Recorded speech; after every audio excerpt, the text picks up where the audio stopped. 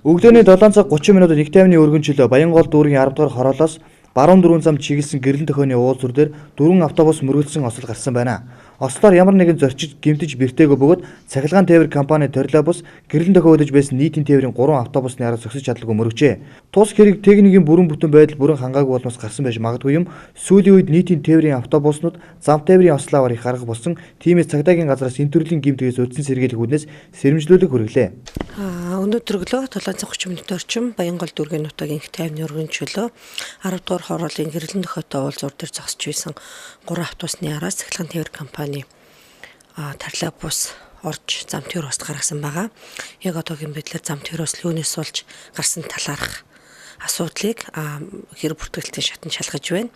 Ер нь нийтийн тээвэр үйлчилгээнд явж байгаа том амрын автобус хөдөлгөөнд оролцохдоо игнэ барай буруу үзэсгэлэх техникийн бүрэн бүс зөрчлийн улмаас зам тээвэр ослол холбох явдал маш их байдаг.